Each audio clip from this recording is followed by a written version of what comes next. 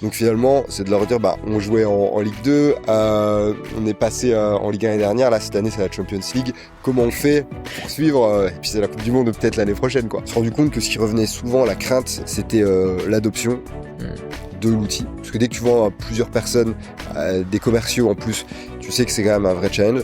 Grosse erreur, j'ai mis trop de temps à prendre des relais. Donc maintenant il y a middle management, tu veux dire? Exactement. Okay. Ça c'est critique parce que être partout, ça veut aussi dire qu'on est nulle part. Si on n'arrive pas à accélérer sur ce programme partenaire, tout simplement, on fera pas le plus 70%, on fera pas la target, on n'arrivera pas à le faire. Bonjour à toutes et à tous et bienvenue dans la Growth Odyssey. Dans ce podcast, je pars à la rencontre de celles et ceux qui font la croissance en B2B. Ça peut être des dirigeants, des responsables marketing ou encore des leaders des ventes. L'idée est simple, comprendre ce qu'il se passe derrière les chiffres, les décisions prises, les arbitrages faits, les erreurs vécues et assumées, afin de comprendre les stratégies et les systèmes permettant de développer ses revenus durablement. Je suis Simon Lagadec, cofondateur de Make the Grade, cabinet de conseil en stratégie digitale et partenaire élite du CRM HubSpot. Merci d'être avec nous et je vous souhaite une excellente écoute.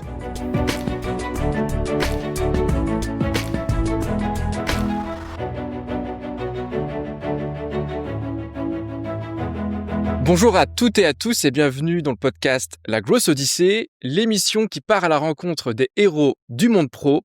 Aujourd'hui, je suis avec Yann Guilleux, VP Sales et Account Management chez Lemlist. Salut Yann, Salut comment Simon. ça va? Ça va et toi? Très content d'être là. Ouais, je suis ravi de t'accueillir dans le podcast. On se connaît depuis un petit moment, parce que tu as travaillé chez HubSpot jadis et Make the Grade est partenaire de HubSpot. Donc j'ai suivi ton ascension jusqu'à Lemlist aujourd'hui. Tu es également passé par une petite phase d'entrepreneuriat, on va rapidement en parler. Est-ce que tu peux, pour commencer, juste nous pitcher Lemlist et nous expliquer en quoi consiste ton job chez eux aujourd'hui? Ouais, bien sûr, avec plaisir. Lemlist, on est une solution, donc un éditeur de logiciels qui est fait pour les boîtes travaillant en B2B et on est ce qu'on appelle une plateforme de sales engagement. Concrètement, qu'est-ce que ça veut dire? Ça veut dire qu'on aide nos clients à générer du pipeline et des rendez-vous via plusieurs étapes. Toute la partie vraiment arriver à trouver les contacts, leurs coordonnées et ensuite orchestrer des campagnes multi-canaux, donc téléphone, LinkedIn, email, pour arriver à les atteindre, le tout en s'assurant qu'il y a une bonne délivrabilité. Et depuis peu, on a acheté une société qui permet de gérer plutôt la gestion des meetings, qui s'appelle Clap, et du coup qui va pouvoir gérer tout ce qui est enregistrement, donner des insights pour les managers, pour le coaching. On reviendra dessus un peu plus en détail. Carrément. Donc, merci pour le pitch. C'est carrément le nerf de la guerre actuellement. Chez Make the Grade, on a quand même une barre de base client importante qui nous évoque le fait que l'acquisition de leads organiques et de génération de demandes est vraiment en forte baisse actuellement. Donc, elles doivent toutes entreprendre un virage et une évolution pour prospecter, faire de l'outbound. Et c'est là notamment où votre outil peut intervenir. Donc, c'est vraiment une forte actu. Clairement, ouais. Il y a 2 sujets que je veux voir avec toi aujourd'hui. Le premier, on va faire un petit temps sur ton job, l'aspect leadership, les apprentissages que tu as eus sur ton métier. Et dans un deuxième temps, on va aller sur un sujet beaucoup plus opérationnel, beaucoup plus terrain, pour aller creuser ensemble quel est aujourd'hui le système go-to-market, le système de prospection idéal en B2B pour générer du tunnel de vente, du pipe en 2026. Ouais, parfait. Alors justement, est-ce que tu peux, par rapport à ton poste, nous expliquer en quoi il consiste aujourd'hui chez Lemlist? Ouais, finalement aujourd'hui, l'objectif, il est assez simple, c'est d'arriver à assurer une croissance sur le revenu sales-led. Si je prends un peu de recul, Lemlist, c'est une société qui fait à peu près 45 millions. Historiquement, elle a grandi principalement et majoritairement à plus de 99% via le produit. Donc c'est ce qu'on appelle les business models product-led. Concrètement, les gens vont aller sur le site, vont faire un essai, mettre leur carte bancaire et devenir client. Ça a permis de générer une forte croissance pendant 5 à 6 ans.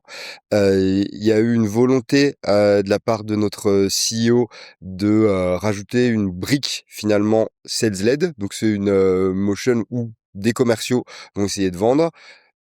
Pour 2 raisons. La première, c'est qu'il y a un changement de positionnement de l'Emlist. Historiquement, c'était plutôt une solution d'emailing à froid et un peu de canon à email.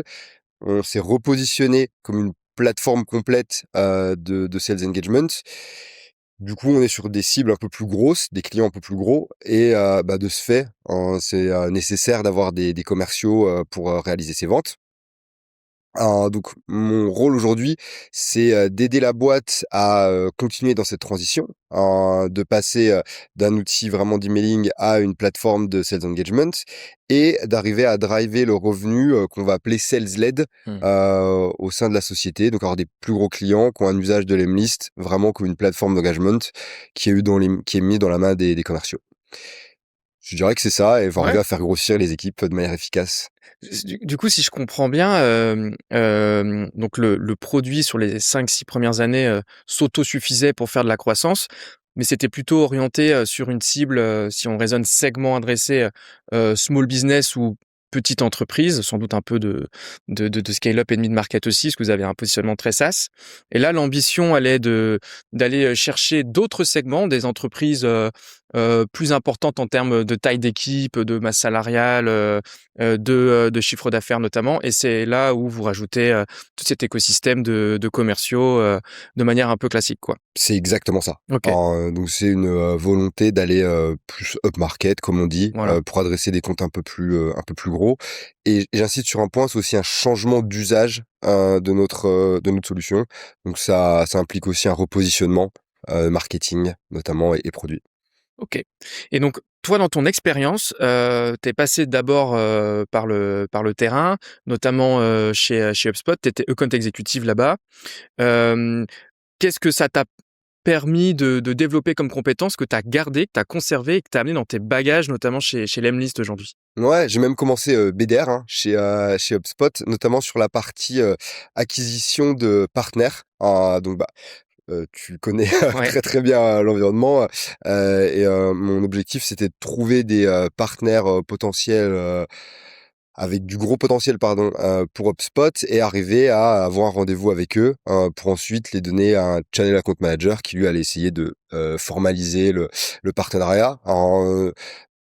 Ce qui est intéressant, c'est que la partie BDR, c'est la base du métier, de sales, mais ça a énormément changé, je commence à me faire un peu plus vieux, du coup, ça remonte à une dizaine, un peu moins de 10 ans, mais du coup, ce qu'on pouvait faire à l'époque à ce niveau-là, n'est plus vrai à date. On était sur l'arrivée des premiers outils de séquence et c'était beaucoup plus simple d'obtenir un rendez-vous. Donc cette partie-là, je l'ai un peu moins gardée.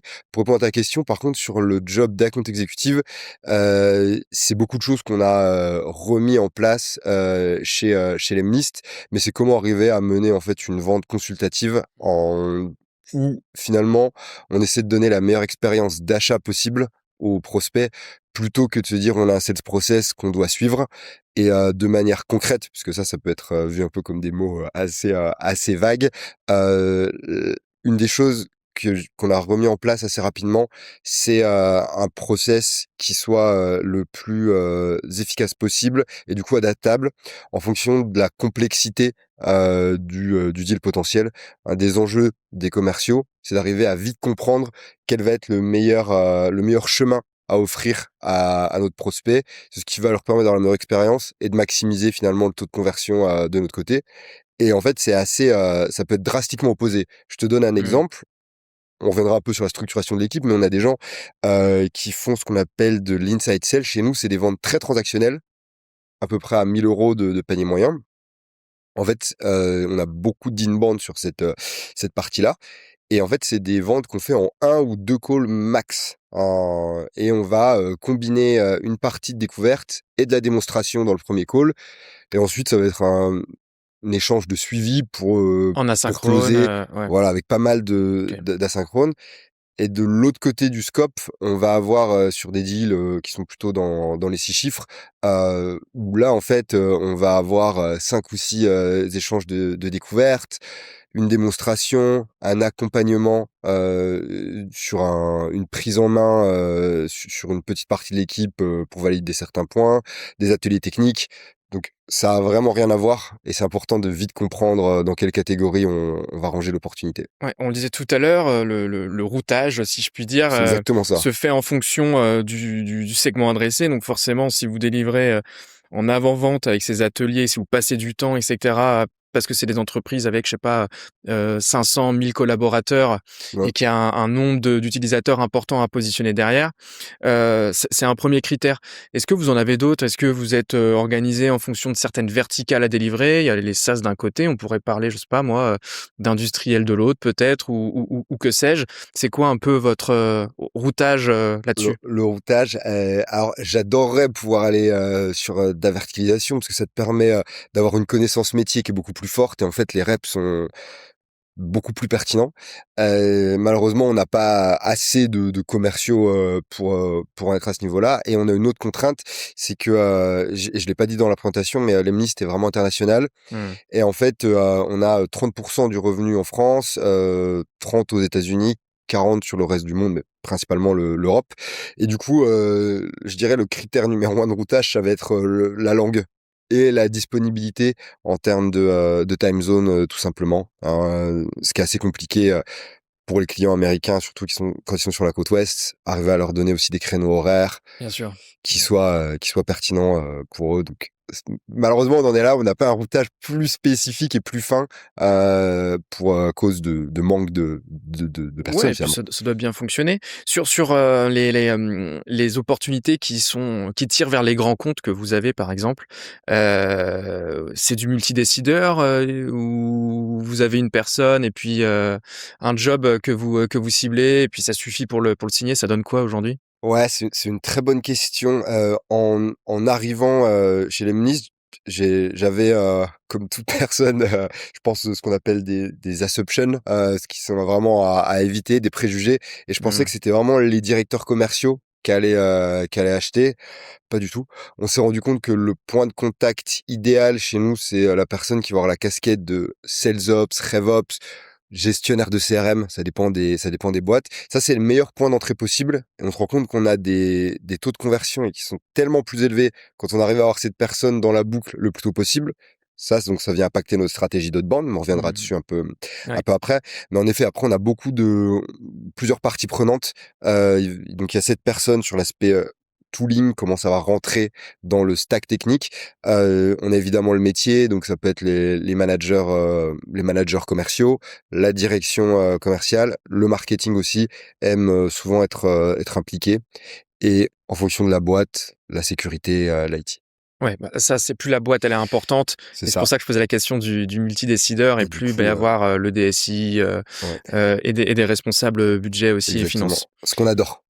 Bah, de toute façon, on On est était obligé. pas le choix. Ouais, ouais. C'est vrai que si on retourne 10 ans en arrière, on pouvait avoir un acheteur qui incarnait toutes les casquettes, décisionnaire, détenteur du budget, Ouais. utilisateur final à la On rigueur se posait et pas les questions aujourd'hui, de sécurité. ouais, voilà, Voilà. aujourd'hui tout est beaucoup plus, split.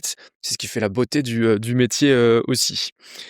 Justement, donc toi, quand tu es arrivé chez Lemlist et jusqu'à aujourd'hui, c'est quoi les fondamentaux non négociables pour, avoir un système commercial, performant?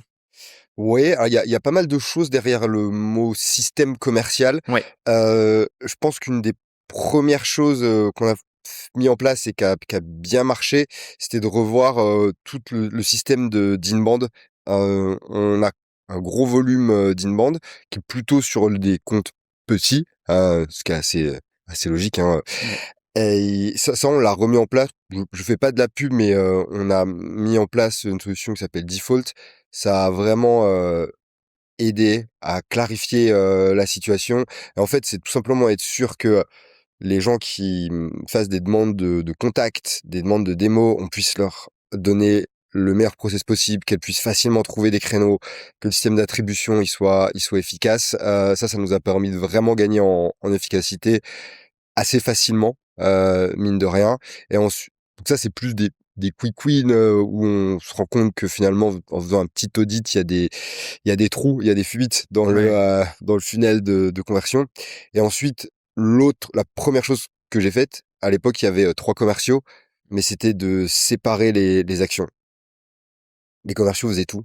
Ça allait de gérer des deals de 1 000 € à l'époque peut-être 20 000, Ouais, OK. mais à gérer aussi l'implémentation. Il y avait une équipe de support, mais ce qui est un peu différent que du customer success, c'était de redonner un peu de clarté sur qu'est-ce qu'on attend. Et du coup, c'est d'avoir pris un customer success et d'avoir assez rapidement séparé et segmenté l'équipe commerciale en 2 segments. Donc une équipe dédiée vraiment, à l'acquisition du nouveau business, puis une prise de relais, un Ouais, alignement avec une équipe qui valorise le parc existant, upsell, exactement, ouais. cross-sell. Et anti-churn déjà dans un premier temps, vraiment. Ouais, Avant même de penser à de l'upsell, c'est comment on peut avoir de la satisfaction client, de l'utilisation, de l'adoption d'outils. OK. Et aujourd'hui dans votre équipe, commerciale, c'est combien de commerciaux? Là, Avant-vente? on a on arrive à 28 personnes dans l'équipe au total, OK. qui vont être séparées en une équipe de très small business que j'appelais de l'inside sales, Mmh. heu, 3 squads d'account executive, et une équipe de customer success manager. OK. Et comment tu fais, toi, à ton niveau pour maintenir ces équipes-là, engagées, motivées, Alors, performantes? performante, ouais. Alors là, c'était une des grosses erreurs, j'ai mis trop de temps à prendre des relais, donc maintenant il y Middle a management, tu veux dire? exactement, OK. ça c'est critique, parce que être partout, ça veut aussi dire qu'on est nulle part, hein. Faut continuer de parler à des clients, il faut rentrer dans des deals, mais là, il y a beaucoup de comment dire? Beaucoup de people, j'ai attendu trop longtemps, clairement. Et c'est eux les personnes clés, Mmh. pour ça. L'idée, c'est comment je peux être sûr que eux soient complètement embarqués sur la vision. Et la vision, elle vient d'ailleurs à pas mon niveau, mais elle vient aussi La de notre direction, CEO, ouais. de Guillaume, le fondateur. Qu'est-ce qu'on veut faire finalement? Quelle est notre mission? Être sûr que tout le monde soit complètement engagé. Et ensuite, c'est mettre expliquer ce qu'on attend d'eux, quelles sont les métriques qu'on mesure derrière, et avoir des plans de commission d'intéressement qui soient alignés avec ça. C'est vraiment important.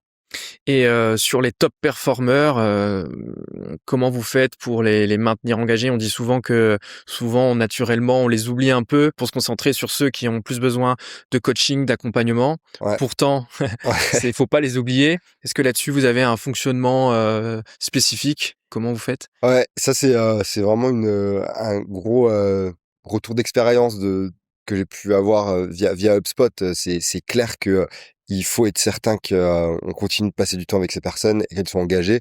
La première chose, c'est un peu plus simple dans notre cas, parce que finalement là, nous, on est en train de faire une montée en gamme. Ouais, On va toujours upmarket. plus upmarket. Ouais. Donc finalement, c'est de leur dire, bah, on jouait peut-être je sais pas si tu le foot, mais peut-être que on jouait en Ligue 2, on est passé en Ligue 1 l'année dernière. Là, cette année, c'est la Champions League. Comment on fait pour suivre? Et puis c'est la Coupe du monde peut-être l'année prochaine, quoi. OK. Donc il y a ce côté-là. Et et c'est de la chance de marché aussi, mais le fait d'avoir fait une acquisition récemment, ça a donné 2 gros leviers de motivation supplémentaire.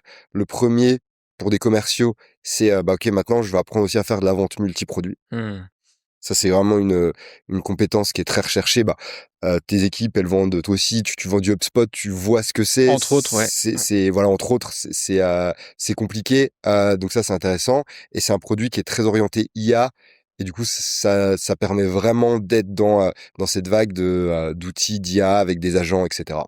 En tout cas, avec votre, constellation d'outils, Mmh. si je Comme fais ça, ouais. le comparatif avec HubSpot qui a plein de hubs, vous adressez des problématiques différentes pour des équipes métiers qui peuvent être différentes aussi. Et donc vous multipliez les opportunités, les points de touche potentiels.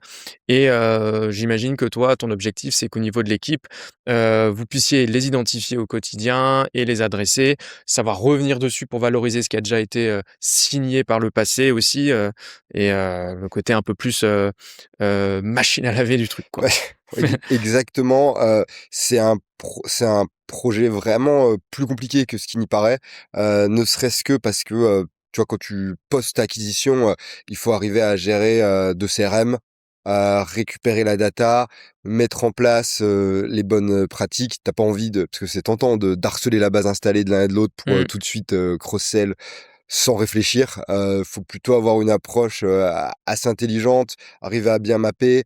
Donc c'est pas si simple et je pense que c'est quelque chose qu'on fait et qu'on travaille, mais c'est presque trop tôt pour faire un retour d'expérience, Mmh. à la date à laquelle on enregistre. Ça fait, 5-6 mois que l'acquisition a été faite, et Ouais, c'était, hier, littéralement, Vous avez une fusion des CRM qui est prévue dans qui a été dans faite. dans OK, Ouais. OK. Je Différence de taille aussi d'entreprise, donc c'est un peu plus simple, mais enfin, je dis ça, plus simple. Mes ops, seraient fous s'ils Ouais, m'entendaient, ouais. mais Mais en tout selon cas, moi, c'est fait, ouais. OK. Vous êtes pas resté sur 2 CRM, non, on n'est pas OK. resté, sur des CRM. Tu me parlais de la structuration de l'équipe. Mmh. Tu viens de nous parler du hub market, auquel, vous faites face aussi. Selon toi, c'est quoi les signaux que tu peux identifier qui, t'indiquent que, l'équipe commerciale dans son ensemble peut, se fragiliser? À quoi tu es attentif? Mmh. Ouais, c'est une très bonne question. Je dirais qu'il y a des métriques qu'on suit, de manière, régulière.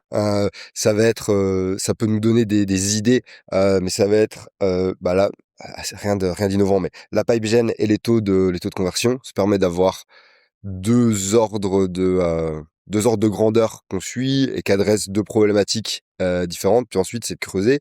L'autre point, sur lequel je suis assez attentif, tous les calls, bon, je pense que, voilà, en 2026, il y a quand même beaucoup de boîtes équipées et encore, mais en tout cas, tous nos calls sont enregistrés, mais pas que.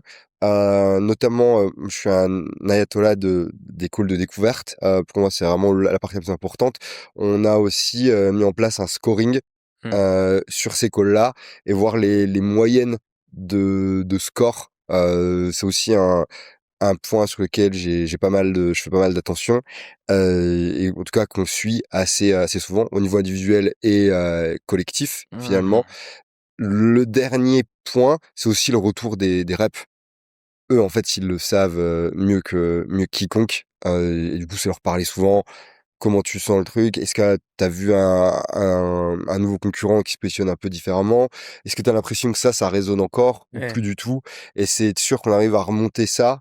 Donc on a 2 sources, le retour des reps, le retour, je dirais, de ce qu'on arrive à entendre parce qu'on récolte l'info, via enregistrement, on peut la retraiter en faisant des requêtes dessus. Mmh.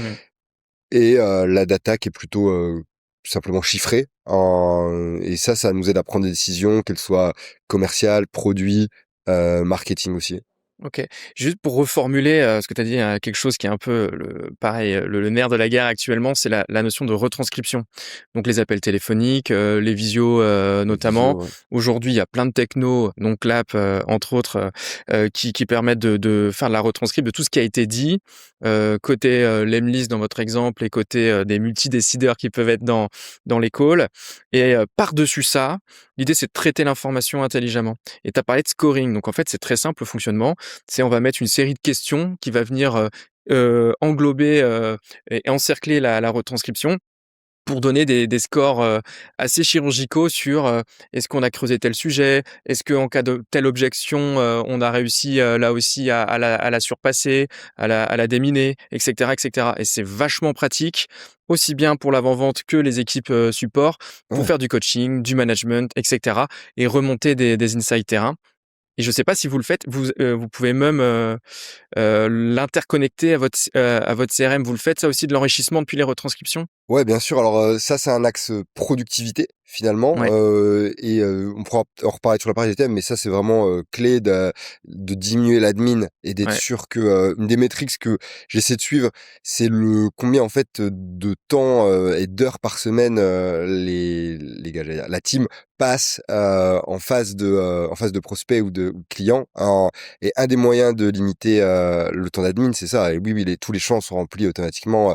Ça, c'était la première grosse, victoire avec l'utilisation de Clap, mais ça a changé la vie des sales, hein. Ouais, gagner du temps pour plus de consultatifs, et moins d'admin derrière, c'est Exactement. clairement ça.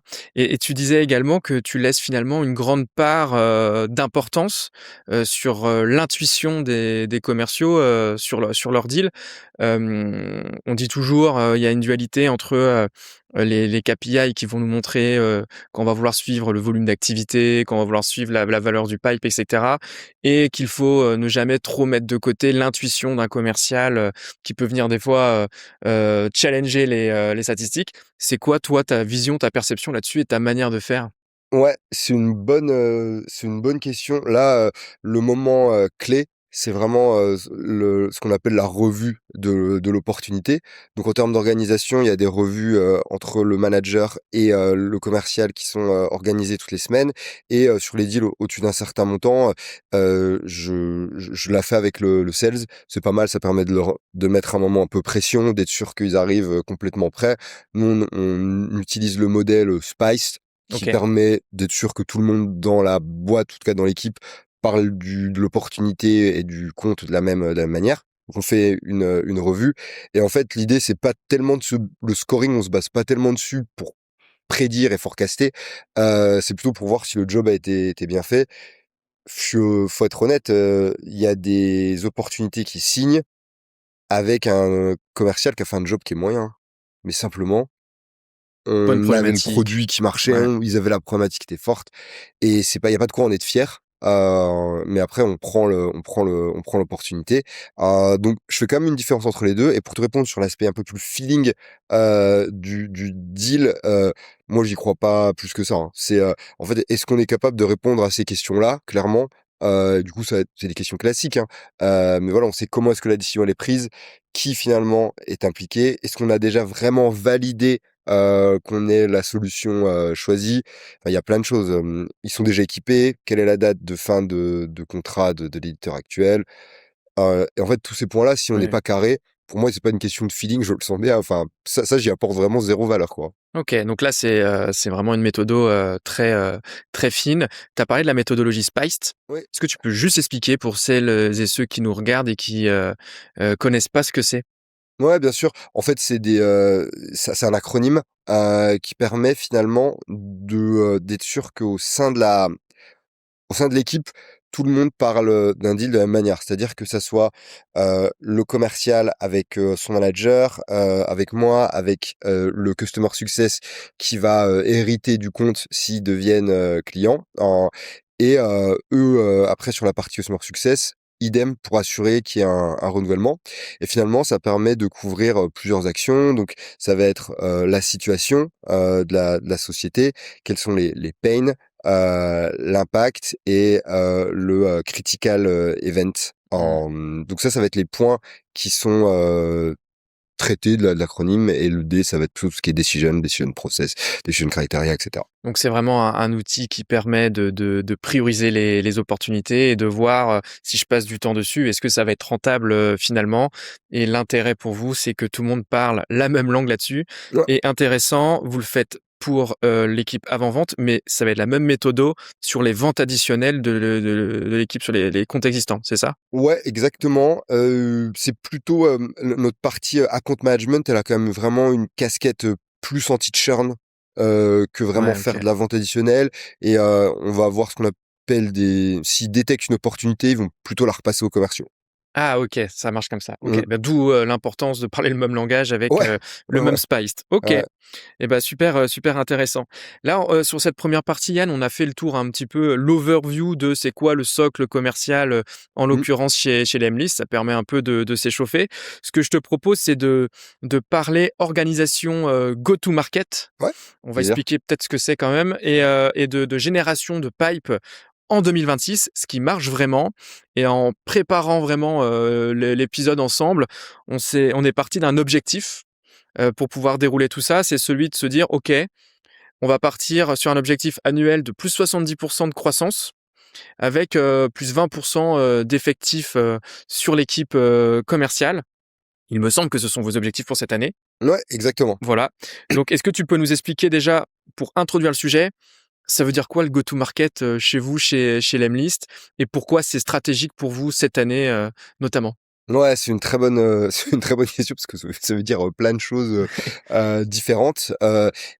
Chez nous, en tout cas, ça va avoir, pardon, 2, je dirais 2 axes, comme je le disais. On a vraiment, toute une partie go to market qui est très, product et marketing. Et donc en fait, ça va être, les actions qu'on met en place pour, générer, des taux de conversion, plus de sign up, sur cet aspect vraiment plus product led.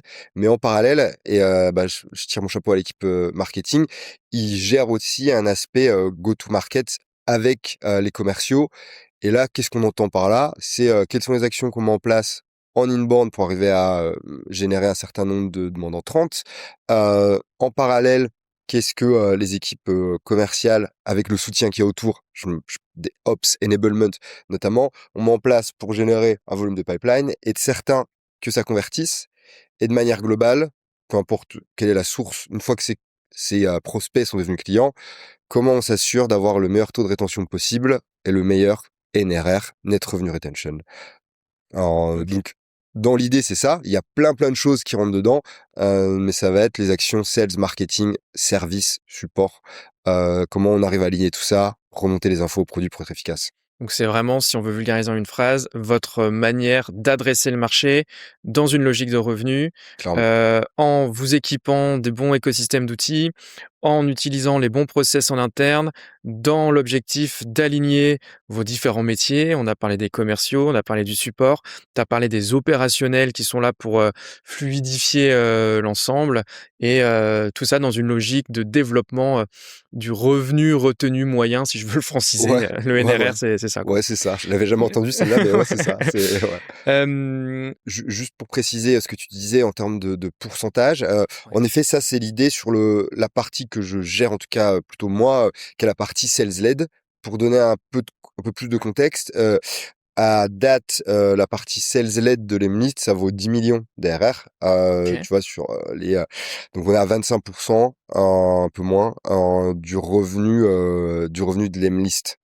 Donc 16 LED pour le traduire, c'est l'équipe Impacté par les commerciale, vraiment, exactement, c'est voilà. ce qui a été OK, OK. closé par les commerciaux, Ouais. clairement. Et aujourd'hui, d'ailleurs, un commercial, du système sales LED, c'est quoi son ratio, entre les opportunités inbound qu'il va traiter et ce qu'il doit les générer lui-même en En outbound, outbound, vous ouais, c'est une très bonne question. 2 réponses en fonction du segment.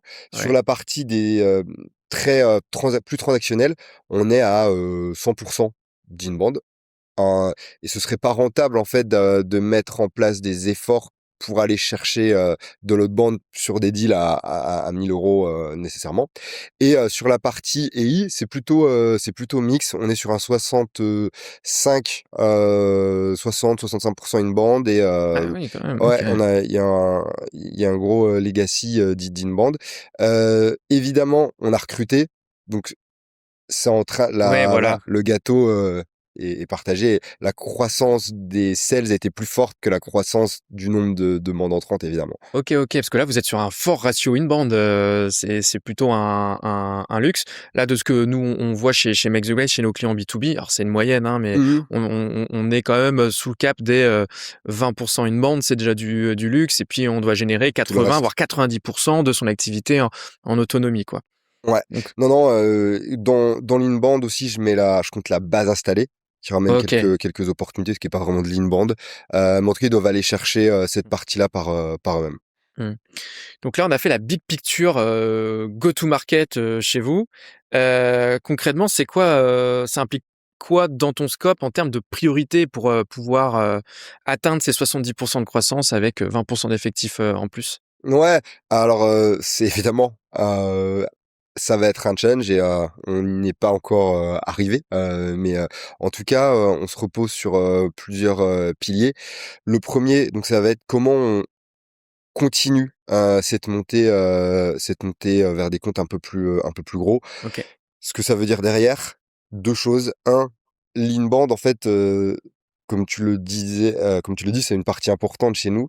Historiquement, ça nous ramène des beaux comptes, mais pas n c'est plus souvent, des opportunités un peu plus petites et du coup, l'idée, c'est que l'outbound, on essaie de l'avoir, d'une manière assez, focus sur des comptes avec du gros potentiel. pour mettre quelques chiffres derrière ça, si on arrive à générer une opportunité en outbound pour un deal qui a un montant d'une valeur de 7 000 euros, en soi, c'est bien, mais c'est pas ce qui est demandé. L'idée, c'est que notre Tu outbound parles d'ARR Ok, d'ARR, ok, oui, ok. Vous, oui, vous pardon. parlez en revenu annuel pour vos opportunités? Comme tu veux. J'avoue qu'on a un peu on a un peu les deux. Mais en tout cas, en termes de MRR, si on est sur une opportunité à 500 Ouais, de voilà. MRR, Ok. c'est pas Ouais. c'est pas incroyable et le temps, il est mal alloué. Marrant. Ouais. En, Faut automatiser un peu plus que ce soit dit touchless à ce moment-là, et vous allez vous concentrer sur des comptes clés, et Exactement. c'est ce que tu Ouais. expliques. Et 500 de MRR, par contre, c'est des deals que l'équipe DI va recevoir en inbound. Donc après, évidemment, ceux-là, on les gère de la meilleure manière possible, avec quand même Il ne faut plusieurs pas. calls. Mais en outbound, l'idée, c'est quand même plutôt d'aller sur des comptes un peu plus gros, parce que c'est ce qui va faire la différence à la fin. Mm.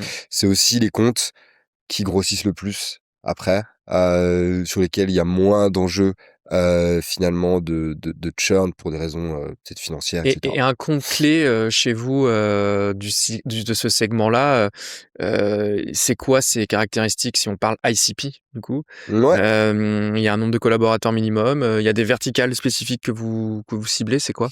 Ouais, c'est une très bonne, question parce que du coup, l'idée, c'est que l'outbound, on va le faire sur les meilleurs, fits finalement, et là-dessus, on essaie d'aller assez, d'être le plus précis possible. Donc ça va être une boîte B2B, idéalement, qui a une cible, qui est, présente sur LinkedIn. Pourquoi? Parce que, une des valeurs ajoutées de l'Emlist, c'est de pouvoir automatiser, des actions multicanales et du coup, dont LinkedIn, donc si, c'est plus puissant, évidemment à ce niveau-là, qui utilise HubSpot ou Salesforce comme CRM, parce que c'est OK. nos 2 intégrations les plus fortes et on a des modules qui permettent de travailler directement depuis, ces 2 CRM. Donc nos efforts, en fait, on veut les faire sur ces boîtes-là, Mmh. qui sont les meilleurs fits et le dernier critère, c'est une société qui va avoir une personne en RevOps, ou le terme un peu à la mode qu'on voit, GTM Engineer, Ouais, été inventé par Clay.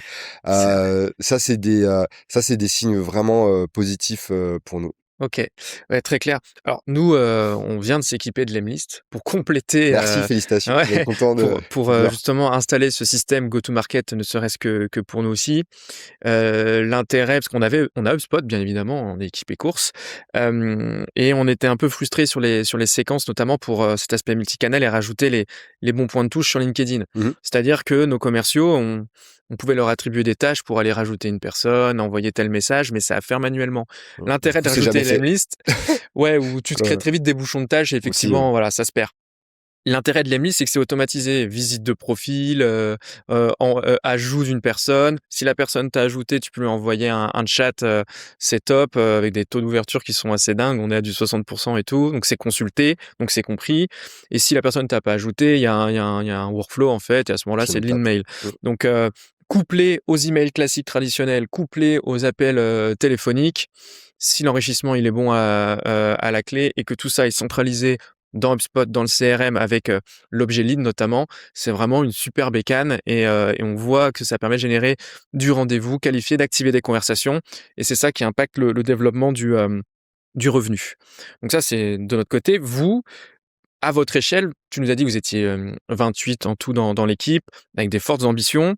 Comment vous allez éviter le piège classique de on veut aller plus vite, on empile des nouveaux outils et du coup on rajoute finalement de la complexité?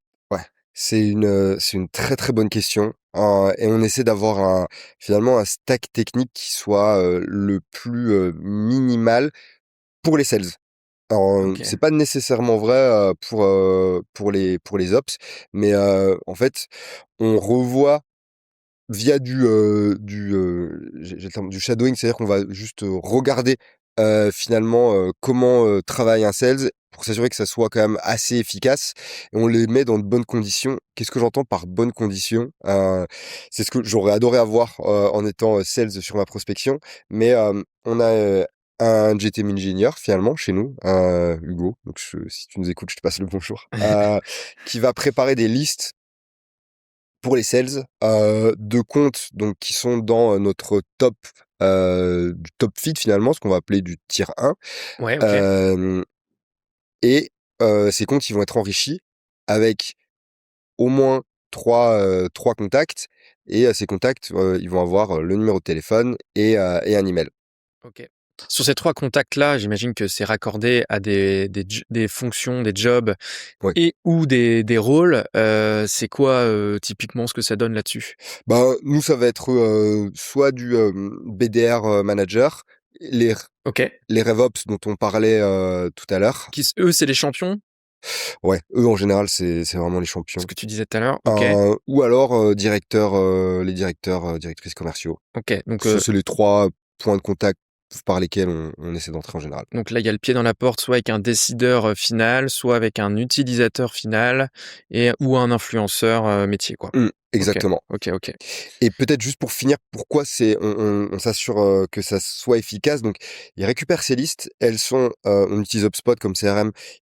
Elles arrivent, dans HubSpot. Alors, ils peuvent dérouler les tâches, les directement depuis HubSpot, les mettre dans la bonne, pardon, campagne, Lemlist, Ouais. recustomiser et ensuite il y a les tâches d'appel et pareil, directement depuis HubSpot, ils vont appeler les, Donc vous fonctionnez, via les files d'attente? via les files d'attente. OK et donc liste et file d'attente et ça Heu dépile, ça dépile, ça dépile? Ouais, c'est ça. C'est OK.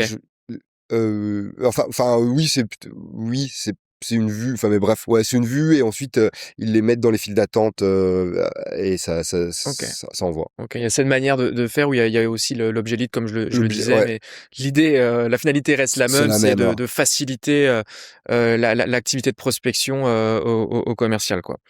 OK. Hem et comment tu répartis, justement, l'effort aujourd'hui? Là, vous êtes en phase de recrutement, si je comprends bien? Ouais, Heu heu, on a presque on en a enfin, on a fait beaucoup de recrutement l'année dernière. Là, on est sur une phase, je dirais, où on termine le ramp up de des nouveaux formation des arrivants. Donc ouais, ils sont onboardés et il y a un délai avant qu'ils arrivent à performer au niveau de la target complète. entre 6-8 mois, un an en Alors fonction. maintenant, on arrive à être au 4e mois, ils ont un quota, Ouais, plein.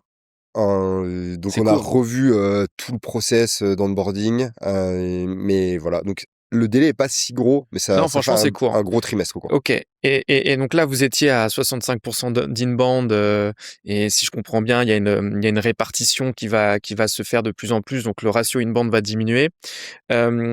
C'est quoi le bon ratio, cible que vous voulez atteindre entre inbound, outbound et partenaire aussi, partenariat? Ouais. Alors, bah, ça, c'est un des axes, clés, pour nous, le partenariat, mais dans l'idée, je pense qu'il faut qu'il y ait 40. Je pense que c'est un bon chiffre de revenus qui doit être cherché en outbound. OK, Pourquoi? Je pense que ça perd on a des targets qui sont assez élevés, et tout dépend. Dans une de mes précédentes, expériences, la target d'un commercial, elle était à 250 000 €, que j'aurais les commerciaux ne faisaient pas la target, donc heu, d'ARR là, hein? d'ARR, Et pardon. toujours Ouais, on ouais, parle ouais, de logiciel SaaS, et d'un logiciel OK. SaaS et cetera. Là, on est, sur des targets qui sont à, 5 000, de MRR, donc tu pas sur le même montant.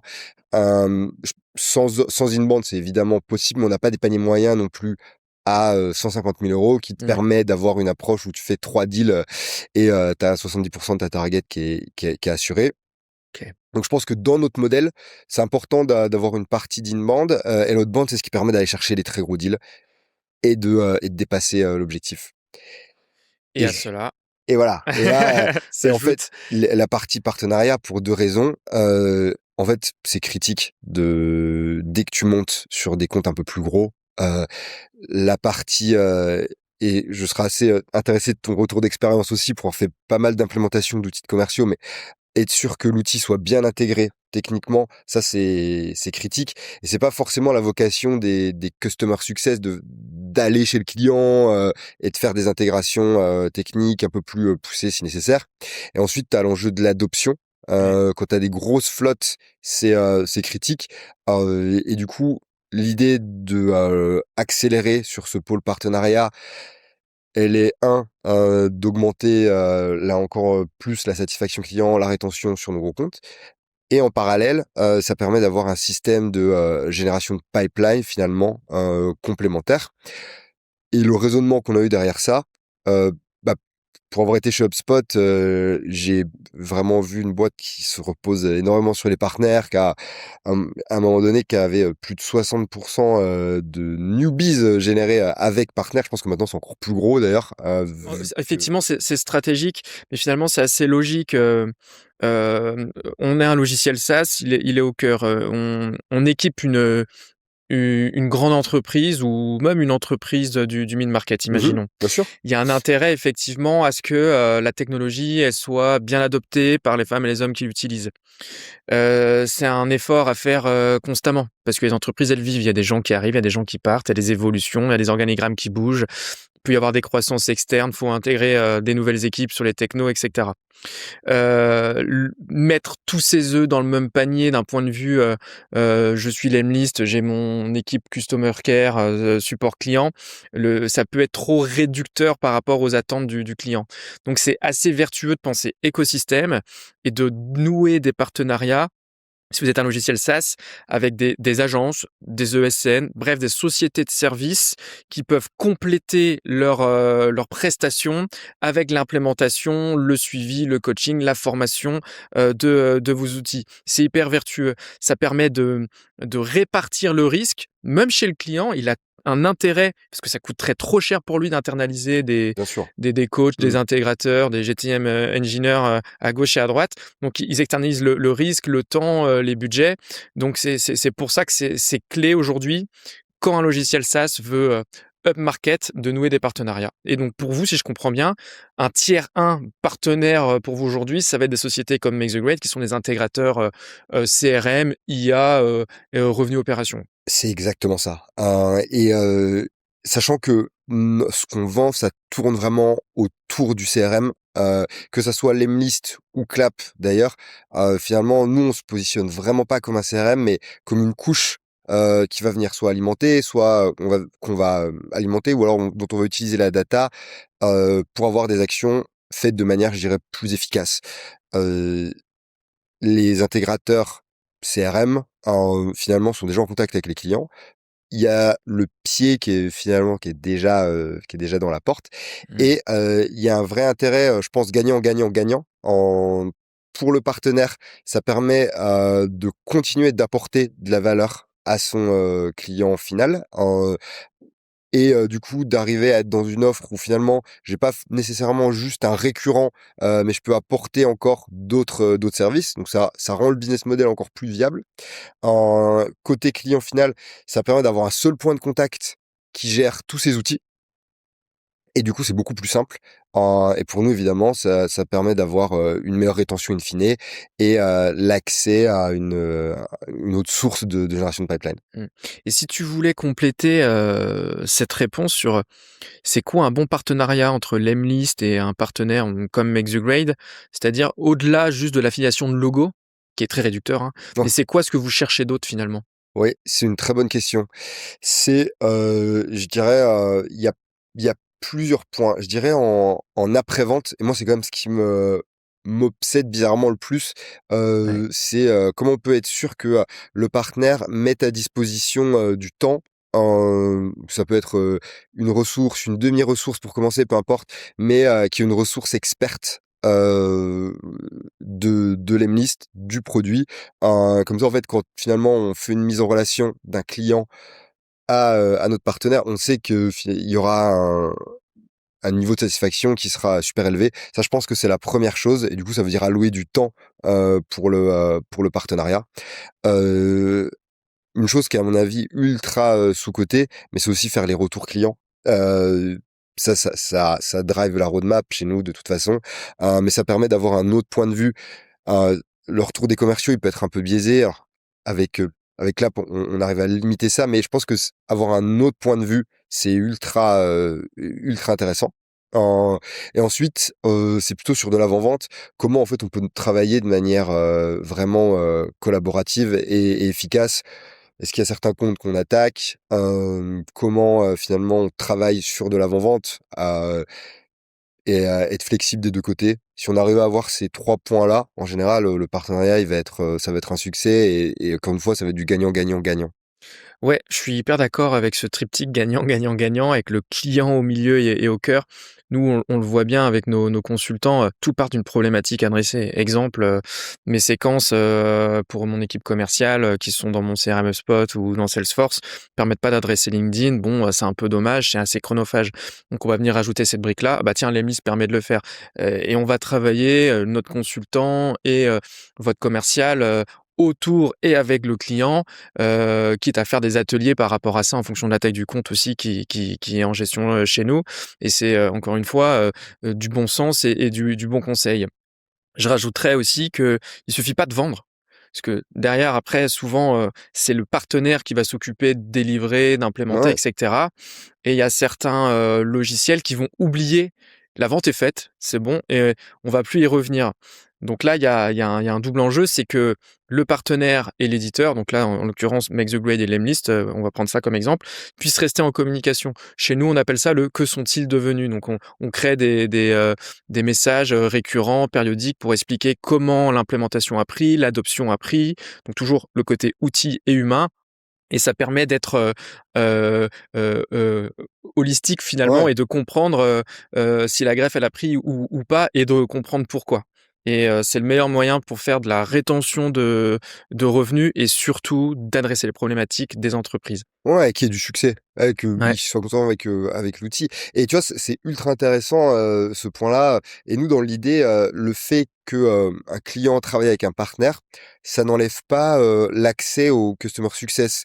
Mmh. La différence, c'est qu'en fait, le customer success va être moins en contact avec le client final, mais par contre, le partenaire a un point de contact dédié après-vente, d chez l'éditeur, donc en l'occurrence chez Lemlist. Donc vraiment un écosystème autour du client. Il a plusieurs interlocuteurs, mais ça lui simplifie l'accès à la bonne information au bon moment, hein. Entre le partenaire et le CSM du logiciel, il a largement de quoi faire. Et juste pour, compléter aussi sur ce qu'il faut absolument faire dans ces logiques de partenariat, c'est de créer, des nouveaux typologies de postes, bah, là, en l'occurrence chez vous, alors chez HubSpot, ça s'appelle des PDM, Partner Ça a Development un peu changé, Strategic. ouais. Donc en gros, c'est, nous, Make the Grade, on a, quelqu'un qui nous est dédié et qui fait l'intermédiaire entre, nous, et HubSpot avec les équipes commerciales, les équipes support et cetera. Et c'est vraiment, comme si cette personne-là était, presque dans notre entreprise. En tout cas, on est dans la même équipe et on fait tout. On gère, de l'avant-vente, on gère, des reconductions, on gère des potentielles insatisfactions, des potentielles frictions, outils, serviciels. Et c'est vraiment le nerf de la guerre aussi et ça, vous l'avez mis, en place, chez vous, récemment. Qu'est-ce que tu peux nous en dire là-dessus? Ouais, effectivement, je l'ai pas dit, mais j'aurais dû commencer par là. C'est impossible d'ailleurs, de lancer un programme, partenaire et de se dire, «Bon, je fais ça un peu en plus sur le côté». L'acquisition de partenaires, quoique ça devient de plus en plus difficile, va peut-être pouvoir être faite, mais le suivi et la partie finalement, ce qu'on appelle, la gestion, et le farming du partenaire, ça demande un temps fou et des efforts et on doit avoir quelqu'un de dédié. Nous, le programme partenaire, il évolue. On a quelqu'un depuis, je dirais au moins 2 ans et demi, qui était là. Il y a eu un changement de personne, mais c'est surtout on commence à avoir, une volonté d'aller sur un nouveau type de partenaire. Donc il y a plein de noms, différents. On appelle ça des solution partners, mais peu Oui. importe. Donc, Make the Grade est un très bon exemple de type de partenaire. Et en effet, on a quelqu'un qui est dédié pour, s'occuper de ce type de partenaire, être le point de contact, être sûr que vous puissiez être formé aux nouveautés produits. Avoir Donc, les infos aussi. avoir les infos, les mises en relation avec le bon commercial, qui travaille peut-être déjà sur le compte ou est-ce qu'ils sont déjà clients, le bon CSM, ça c'est critique. Facilitateur, franchement, Facilitateur, et c'est clé. C'est clé parce mmh. qu'en fait, sinon le partenaire, il oublie la relation, il forme pas, donc il y a pas d'adoption aussi, En interne, ouais, chez ouais. lui, donc pas d'adoption, pas de connaissances et pas de conseils apportés, notamment. Donc c'est, en termes de veille, c'est hyper important. Ouais et je pense que le conseil peut-être qu'on peut donner, c'est, si une entreprise, veut investir dans un programme, dans le lancement d'un programme partenaire, il y a 2 choses. Alors évidemment, tout dépend du type, il y a plein de types de partenaires, mais, il y a 2 choses à prendre en compte sur, la typologie dont on parle. C'est que un, ça prend un peu de temps. Donc faut pas non plus être dans une optique d'espérer des résultats jour, ou mois, 1 en termes de revenus, purs, Mmh. et en tout cas, répétables et 2 ça demande un investissement temporel, donc faut être sûr de pouvoir, allouer, une ressource. Faut du rituel, on se voit une fois par mois, on fait le Ouais, point sur les opportunités, sur les potentielles frictions, mmh, zones de flou, ressources éducatives qu'il y a besoin et exactement. c'est ouais, Disponibilité, tout le temps, donc il y a des et sur Slack, Slack, voilà. c'est critique, hein. Super intéressant, donc on a parlé système partenariat, c'est essentiel dans une stratégie, go to market pour alimenter le pipe. On Pour a nous, c'est par un énorme pari, hein. Je pense que si on réussit pas, pour peut-être remettre ça sur quelques chiffres, si on n'arrive pas à accélérer, sur ce programme, partenaire, heu, tout simplement, on fera pas plus on fera pas la 70% de target, on ouais. n'arrivera pas à le faire, quoi. Donc très stratégique et central. On a parlé de l'outbound aussi, brièvement, tout à l'heure. Moi, j'aimerais bien reparler de l'inbound, parce qu'aujourd'hui, c'est quand même assez challengé comme canal, hein. On quitte quand même l'ère de l'inbound Ouais, ouais. d'ailleurs. Comment toi tu travailles ça à l'échelle commerciale pour, être dans une logique, moins de volume mais plus de qualité? C'est une bonne question. Je pense pas avoir, craqué, le sujet, pour être, clair. Heu, on a différents types d'inbound, déjà. On va avoir, tout ce qui est, demande de démo. L'idée, c'est, comment on peut et on a beaucoup de, très, très, très petits comptes, Ouais, OK. du solo founder, peut-être dans des zones géographiques sur lesquelles on sait que ça convertit, pas forcément. Donc, à date, sur un scoring, on a des gens qui sont, regroupés et on fait des groupes démos, mais ça va être OK. typiquement un freelancer qui est basé dans un pays, où en général, on a très peu de clients, on sait que ça convertit pas, ou alors c'est des Gmail. Hein, Ah oui. des adresses Gmail ou Outlook. En fait, ces personnes, elles partent, plutôt, dans ce canal-là. On est en train de regarder pour mettre en place, des démos, faites par IA. Donc on OK. va tester ça sur ce canal-là. Donc plutôt pour, c'est une question d'attribution, c'est plutôt pour le Sur small biz, pour Ouais, l'évacuer. bien sûr, Finalement, ça peut être automatisé, on parlait de touchless tout à l'heure et pour sur les vous devez quand même avoir, même si oui, beaucoup bien plus sûr, faible, des lead in band, dimensionnés, bien sûr. traitables par vos commerciaux. Donc il y a un tri qui se fait de ces Il y a un tr par ces Ouais. fonctionnements-là. Exactement et avoir un et je pense les 2 choses, j'en parle un peu, mais les 2 choses qui sont clés, c'est, 1, comment on essaie d'avoir, au maximum du temps qui est pris dans l'agenda directement. Donc, c'est pas simplement on remplit un formulaire et on vous rappelle. OK. C'est vraiment, en temps réel, une mise à disposition, d'un agenda synchronisé de tous les commerciaux qui sont sur cette zone-là, qui parlent cette langue. Donc typiquement en France, on a, 5 commerciaux. Les agendas, si c'est un compte qui est traité par cette équipe-là, on va voir la disponibilité dans les 5 agendas. Mmh. Ça permet d'avoir un temps entre la demande de démo et la démo. C'est dans la journée, c'est le lendemain, et ça, on est un peu obsédé sur, traquer, bah, à quand est la prochaine dispo et être sûr que ça soit jamais, dans 2 jours, quoi. Il doit y en avoir Ah, vraiment tout de suite. donc vous mesurez, l'intensité entre les Ouais, actions et ce qui enfin, ouais, c'est malin parce que c'est ce qui oriente, l'acte d'achat. Tu c'est clair. as d'autres, indicateurs comme ça que tu suis, via le canal inbound, justement? Ouais, donc celui-là, on est, évidemment, ultra, focus. L'autre grosse, information, si je puis dire, qu'on essaie de suivre avec précaution, c'est, c'est en fait, on a des fois des enjeux un peu embêtants, mais des grosses boîtes, demandent de démo, et en fait, c'est un projet un peu, isolé dans la boîte, un peu caché Ouais, OK. et du coup, ceux-là, on les repère assez vite, c'est assez simple, hein. Comment tu les repères? Bah, c'est souvent, en fait, en fonction de la personne, Ouais, qui fait la demande. On récupère les profils LinkedIn, on voit.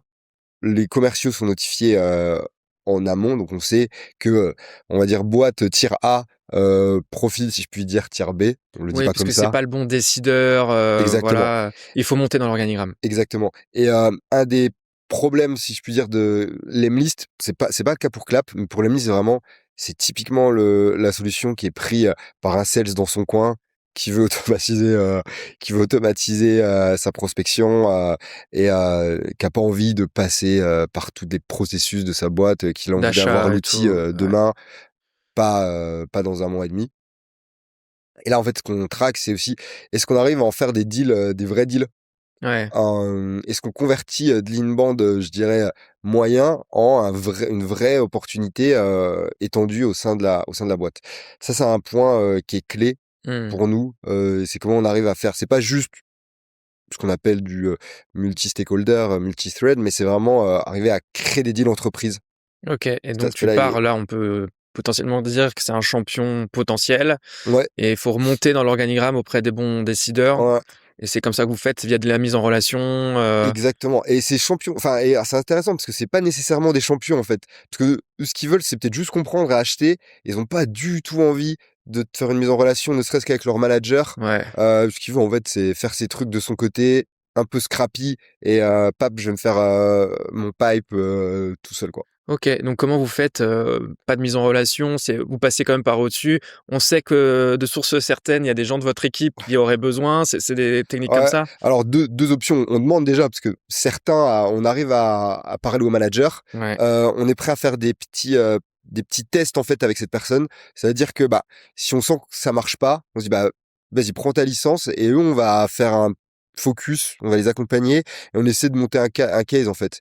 OK, bah, tu as vu ce que tu as réussi à générer en pipeline, pour présenter ça au manager, et on essaie d'avoir une sorte de deal finalement où on passe un peu de temps pour t'accompagner, ce qu'on ferait pas nécessairement pour quelqu'un qui prend une licence, sans engagement. Mais en échange, on organise un retour, du case avec ton manager. On dit: «Bah, voilà, il a réussi à faire plus X pour cent.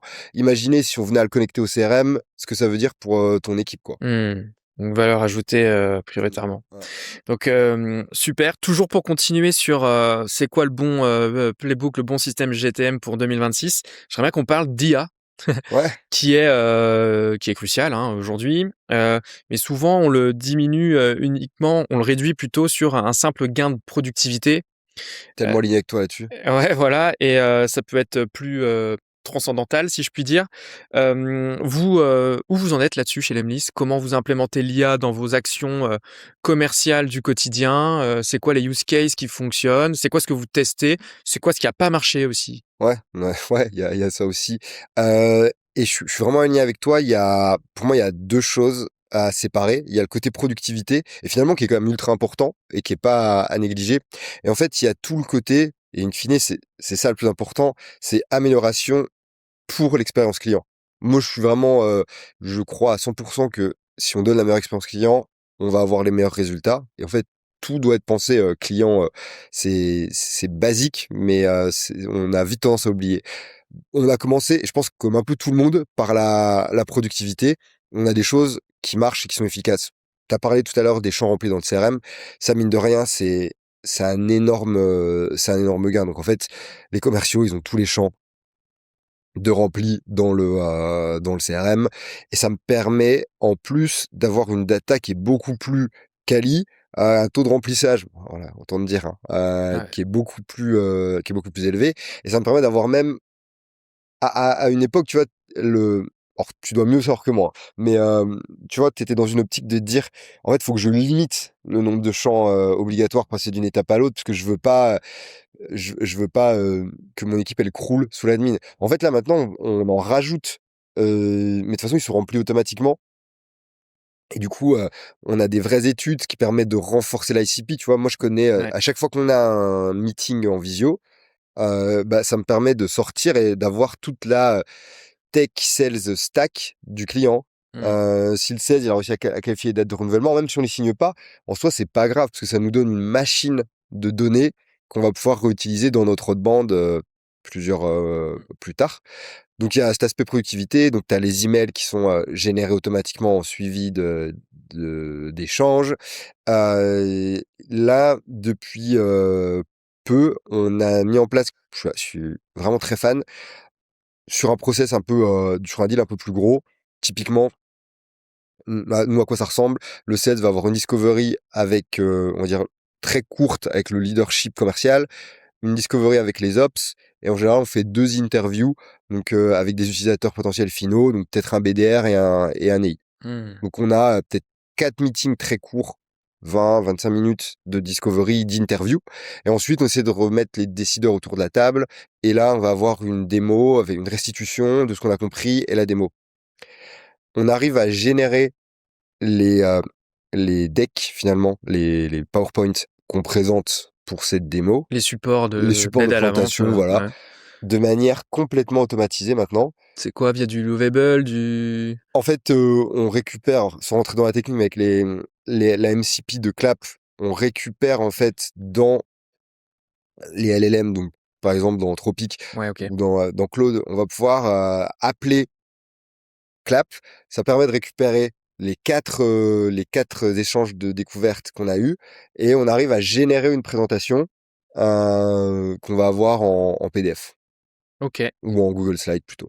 Et Euh, ça va, bah, ouais, c'est digeste, c'est, bah, on n'a jamais eu des c'est présentations clean. aussi bien. C'est vrai? Ah, Bah c'est oui, on n'a fou, ouais. jamais eu de présentation aussi bien. Ça va OK. venir te reprendre des citations de telle et telle personne, ça te remet le stack. On a fait un tour dans Lovable pour donner un modèle qui soit très beau. C'est standardisé, c'est-à-dire que ça va être tout le temps, les mêmes slides dans le même ordre ou est-ce que Non, ça va le modifier. Et ça après, le en fait, personnalise? OK. le sales, il a accès à ça et il va les modifier. Il doit quand même revérifier s'il y a des Ouais. choses, mais C'est de l'assistance, enfin, c'est toujours pareil, l'IA, faut pas qu'elle remplace ce que l'on fait. Elle va clairement, juste faire gagner du temps ouais, et bien sûr qu'on doit toujours avoir le dernier mot et l'analyse du clairement. contexte. Mais sur OK, un bah, deal intéressant. sur lequel le sales passait très peu de temps et en fait, on est comme toutes les boîtes, hein, on avait la base le modèle de base et tu viens changer le logo du client et rechanger les 3 chiffres. On l'a déjà vu, hein. Mmh. Là, c'est mais 1000 fois mieux. Et sur des deals sur lesquels le sales aurait pris beaucoup de temps pour faire quelque chose, mais là, le gain de temps, il est énorme et c'est quand même, ça reste mieux que ce qu'on faisait avant, hein. Et Que la ça soit en termes de perception design, de la perception du prospect en face, elle est comment? Est-ce qu'il se dit, «Bon, ça casse pas trois pattes à un canard» ou est-ce qu'il se dit: «Ouais, c'est vraiment personnalisé votre truc», non, non, il mais y a un eff c'est quoi l'effet derrière? mais c'est comme ça qu'on détecte des offres de cross-sell pour Clap, parce Ouais, qu'ils sont: OK. «Mais comment vous avez fait?» Ouais, ouais, OK. Et là, on leur dit: «Bah, en fait, voilà, c'est avec notre outil de dashboarding et cetera». Ça, c'est une belle, Un bel exemple, quoi. win, ouais, bel exemple, plutôt orienté, du coup, expérience client et des choses qu'on pourrait mettre en place, on l'a pas mis, mais il y a tout sur l'aspect coaching déjà, donc tu vois, est-ce que le modèle SPICE il est suivi? Donc Le via les retranscriptions Via qu'on les disait, le reconstructions, ouais. scoring par-dessus, Ouais, OK. tu vois, par exemple, bah, maintenant l'équipe commerciale, commence à vendre Clap. J'avais très envie de savoir, si on essayait à chaque call, notamment sur notre équipe d'Inside Sales, est-ce que on fait les efforts, pour, De générer un proposition. cross-sell? Au moins de Ouais, propositions. ouais, J'en ai aucune idée, tu vois? Je peux shadow 3 calls, voilà, tu sais, ma journée elle est prise, ouais. c'est terminé. Là, en fait, je peux voir sur les 100 calls, qu'il y a eu, dans la semaine, le taux de complétion, quoi. Est-ce que ça a été fait une fois, 20 fois, 80 fois? En fait, en 5 minutes, j'ai accès à cette information. C'est remonté avec le manager, on remet en place un plan et du suivi, quoi. Mmh. Donc ça, c'est vraiment, de l'impact coaching, qui était impossible avant. Donc l'IA aujourd'hui, de la manière dont vous l'utilisez, vous l'avez implémenté pour votre équipe commerciale, ça joue à la fois sur l'exhaustivité et la complétion des données, et sur, l'expérience client avec la génération automatisée et personnalisée de supports, notamment, C'est quoi. ça. Je dirais, il y a 3 axes. Il y a la productivité, donc ça va être, les champs, les emails, préparés, les informations avant les meetings et cetera. OK. Assez classique finalement, mais Ouais, mais déjà, utile, déjà, il y utile, a un utile. impact. Il y C'est a un ça, ouais. impact.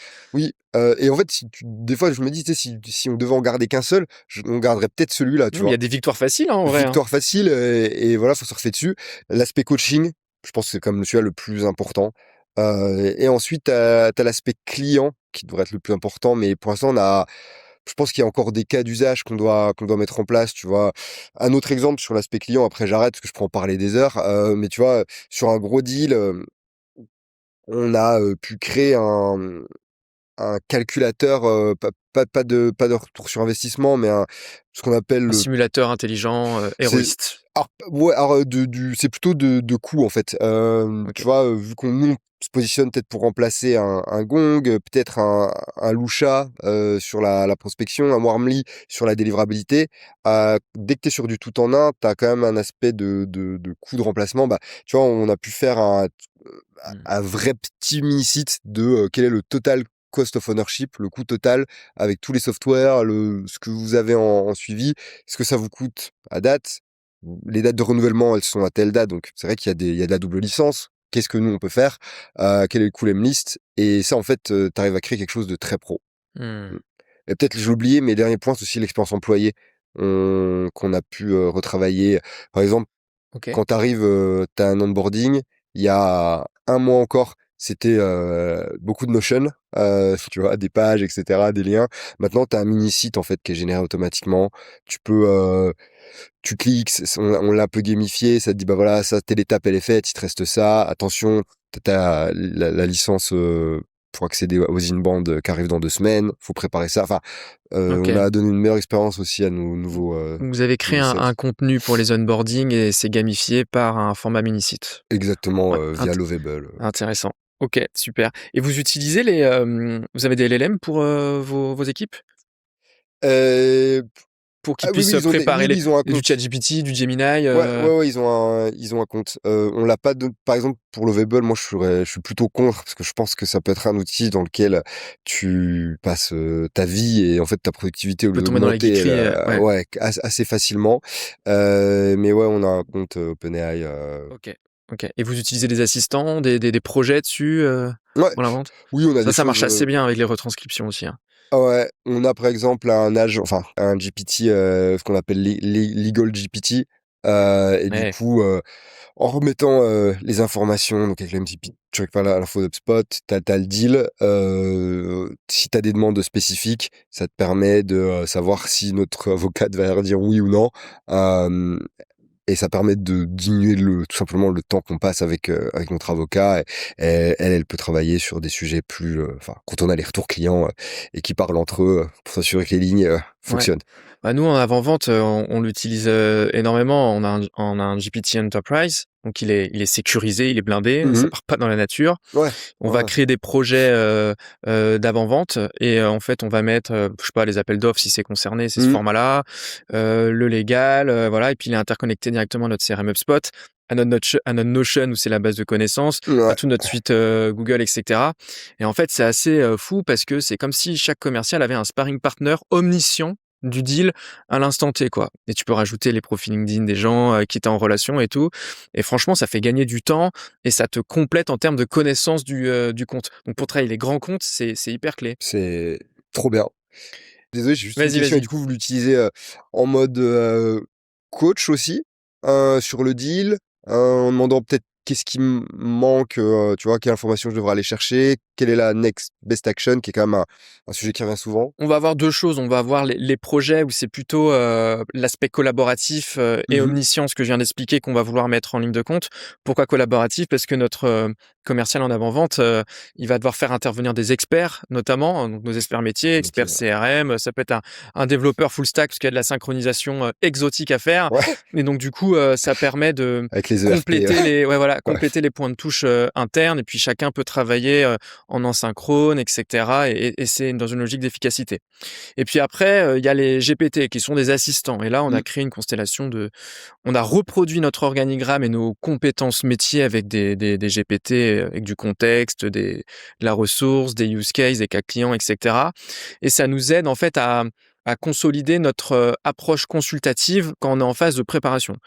Ça fait gagner du temps et on commence à avoir tellement de contenu entre tous les webinaires, Mmh. tous les cas clients, ce qui arrive de tous nos partenaires, Lemlist, HubSpot et cetera, que c'est un peu une anti-sèche de simplification. Mais là, ça fait pas à la place du consultant ou à la place du commercial. C'est Ça te toujours redonne de pareil. Faut quand même, bûcher sur les sujets. Ça fait partie de la préparation et elle doit être complétée, trop bien. par l'humain, quoi. Bah, tu vois, c'est intéressant, tout à l'heure, on parlait de où est-ce qu'on a eu des loupés. Ça, c'est vraiment un axe, moi, que j'ai pas réussi du tout à bien gérer et ça a pas du tout été adopté. Au début, avant de le gérer dans Clap, on avait un scoreur de leads qui était Ouais. un GPT, mais il a eu 17 utilisations, quoi. Ouais, voilà. Le légal, GPT, mais les premiers mois, mais personne ne l'utilisait, et en fait, c'est, vraiment, à force de, rabâchage, mais même là, on a un usage encore, là-dessus qui est sous-dimensionné et alors moi, ce que je vois, c'est si c'est pas, assez simple et surtout à l'endroit où ils sont, il y a quand même un peu moins d'usage. Alors, mais peut-être qu'on a manqué d'enablement pour montrer la valeur aussi, hein. Ouais. C'est souvent ça. Bah, après, nous, on a une déformation professionnelle qu'on s'applique à nous-mêmes, dans le sens où Make the Grade, notre métier, c'est de faire de l'adoption Ouais, ouais, ouais. de process, Ouais, bien sûr. d'outils, etc. Donc, Ouais. on a appliqué ce qu'on fait pour Mmh. nos clients, pour nous, par Ouais, rapport à l'IA. La phase numéro un, c'est pas d'aller dans l'outil tout de suite. La phase numéro un, c'est de remonter les irritants métiers, en fait. c'est clair. Donc, on est passé par pôle, équipe par équipe, et qu'est-ce qui est chronophage, enfin, tu vois, les questions classiques. Bref, on sort la liste de courses, et après, on a une phase de réflexion, architecture, OK, pour résoudre tel sujet, c'est quoi le format? Est-ce que c'est un projet? Est-ce que c'est un assistant? Est-ce que c'est une automatisation et on parle même pas Ouais, d'IA? ouais. Voilà, et on fait notre architecture, d'outils et de données par rapport à ça. On implémente et après on vient délivrer pôle par pôle, les solutions irritants métiers. Il y a une phase de première adoption, donc c'est l'early, Mmh. adoption. On voit directement, d'un point de vue individuel et d'équipe avec qui ça prend moins, pourquoi ça prend pas, titère et ça c'était l'année dernière et sur cette première vague-là, on a juste voulu faire en sorte que l'activation des fonctionnalités simples IA soit Mmh. prise en compte. Donc de l'assistance à la réflexion, de la génération de docs, de contenus, et cetera, juste du simpliste. Et une fois que la moyenne de compétences, était bonne sur cette adoption-là, c'est là où on est monté, au-dessus. C'est-à-dire, OK, on a résolu les premières frictions terrain, irritants métiers simples, on va aller chercher le niveau au-dessus maintenant et on va rajouter un niveau de complexité et on rend compte, en fait, et c'est pour ça qu'on a pris la version entreprise de ChatGPT parce qu'on a les dashboards, on a les tableaux de Ouais. bord, Du de coup, l'usage. tu On voit juste pas qui prompte quoi, tant ouais, mieux, tant l'idée c'est mieux, pas du ouais. flicage, mais on voit, le volume de projets créés, les assistants, qu'est-ce qui est utilisé, ça va solliciter quoi comme modèle de GPT? Parce qu'il y a plein de Donc tu modèles, peux bon, traquer, ouais, ouais, et ça sollicite quoi comme outil tiers? Et tu vois, par exemple, nous, c'est hyper intéressant, mais c'est Notion, notre base de connaissances qui est le plus ouais, sollicité, c'est pas ouais, et ouais, après, il y a le et CRM, après ça mais ouais, avec un écart assez sensiblement important. ouais. Donc Je c'est suis vrai, pas surpris, hein. ouais. Ouais, ouais. Donc voilà Mmh, où on en est, et pour le CRM, c'est pareil, pour les adoptions, c'est c'est les mêmes pareil. techniques, et c'est assez passionnant. Trop bien. Juste dernier sujet, lié au GTM, on a parlé plein de choses de l'IA là, toujours juste pour revenir sur le hub market, moi j'ai une question.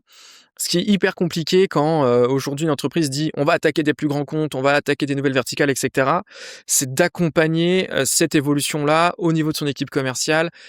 Ça veut dire des changements de discours, ça veut dire potentiellement des profils commerciaux à challenger sur qui sont déjà dans les équipes ou à aller recruter, des évolutions de process aussi. Comment toi tu rebâtis tout ça, Ouais, ouais, ouais. pour en faire un succès? Bah, c'est clair qu'on dit pas juste: «Allez, on va chercher les comptes plus grands» et puis, ça arrive, quoi.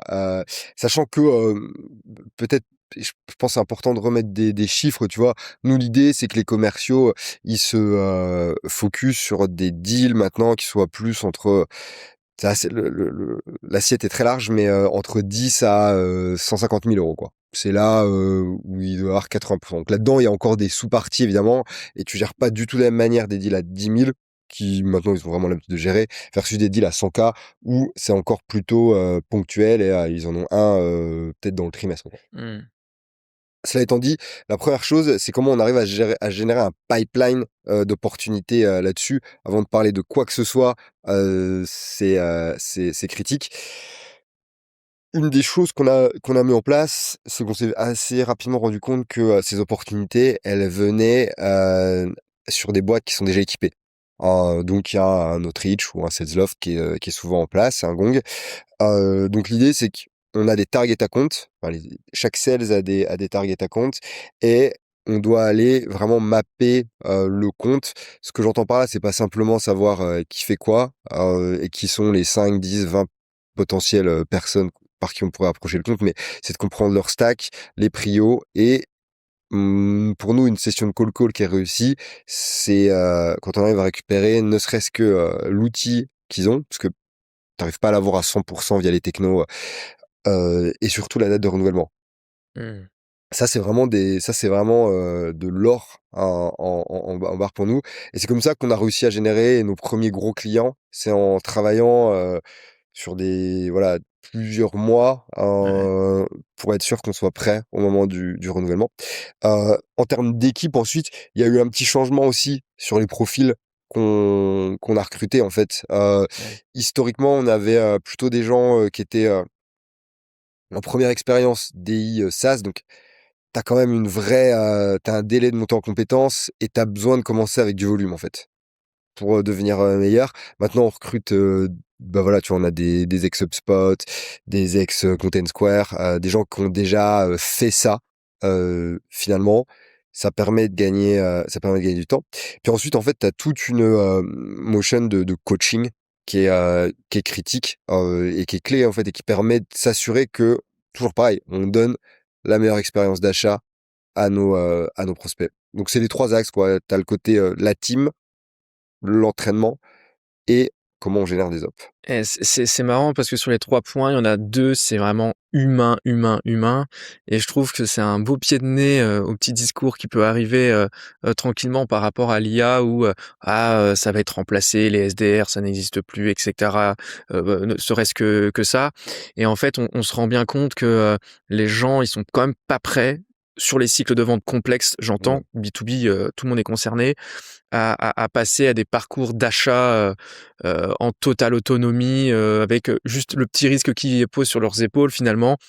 Ils ont besoin d'avoir du point de contact, quoi. Ouais, il y a pas Donc, de doute, je le pense pour encore, et plus, l'opportunité, le deal est complexe et plus, il y aura besoin d'échanges et d'humains. Enfin là-dessus, il y a pas de doute. le sales B2B a de beaux jours Je devant pense, lui. Si, juste pour terminer sur ce sujet du go to market 2026, si tu avais 3 priorités à communiquer à un head of sales ou un dirigeant, un CEO qui veut préparer 2026 et entreprendre ce virage-là aussi, ce serait quoi ces 3 prios-là? ça dépend évidemment des objectifs, de qui est ciblé, et cetera. Donc il y a quand même pas mal de De variantes? ouais, il y a pas mal de variantes. La réponse peut être différente, mais je pense que c'est, 1, comment on peut, être sûr, c'est quoi la meilleure orga pour ma boîte, pour être sûr que j'ai un pipeline qui soit, en fonction de tes taux de conversion 3, 4, 5 si besoin, fois, supérieur à, bah, mon objectif, quoi. Donc si j'ai un objectif d'1 million, comment je peux être sûr en Ubis, comment je peux être sûr que j'arrive à générer, 4 000 000 sur l'année en pipeline? Donc Ça, ta c'est couverture, ton ta deal couverture. coverage, soit c'est fois Exactement. 4, Bah, nous, c'est pas ça, nous, on est plutôt à x3, qui est en déjà fonction costaud, hein, des taux x3. de conversion, Ouais. c'est ce qu'on voit, mais comment tu es sûr d'avoir ça? Quelles sont les sources? Et si tu crois pas en, ton inbound plus ce que tu arrives à générer en outbound à date, qu'est-ce qu'on met en place, là-dessus? Je pense qu'il faut être quand même, faut vraiment se regarder dans le miroir et être sûr qu'on a un plan qui tienne la route. Le deuxième, c'est, comment on peut, enfin, encore une fois, ça dépend des contextes, mais là, ce qu'on voit, c'est quand même qu'il y a un enjeu d'efficacité. On voit qu'il y a plein de boîtes qui sont passées d'un modèle, BDR plus CI à plutôt du full stack. Je dirais Ouais, quand tu c'est-à-dire que le compte exécutif fait tout le cycle fait de tout le vente cycle. et plus, et c'est plus siloté avec quelqu'un de dédié à la chasse. Exactement. En fait, c'est bien que est-ce que ça veut dire ça, c'est un exemple très spécifique, mais ce que ça veut dire, c'est comprendre de l'environnement financier dans lequel je suis, et ça, moi, mon CEO, m'a beaucoup accompagné là-dessus et m'accompagne encore, mais c'est, c'est vraiment comprendre les métriques économiques qu'il y a derrière, en fait. Chez les prospects Alors ça, ou c'est chez chez le vous? prospect, oui, mais déjà chez nous, en fait. Les 2, OK. C'est ça, c'était, Mmh. bah, voilà, j'embauche un sales, il me coûte, Ouais, OK. 100 000, peu importe, tu sais, il me ramène 400. Enfin, ça, en fait, quand tu es head of sales, surtout la première fois, c'est pas du tout des notions sur lesquelles, auxquelles tu De été la familiarisé. gestion, et Ouais. de la finance. Ouais, c'est crucial, tu as raison d'en parler, ouais. Et ce point-là, en fait, il est vraiment sous-estimé et c'est se dire que souvent ta target, l'objectif derrière, bah, voilà, c'est évident, c'est très bien et ça doit être la priorité numéro 1.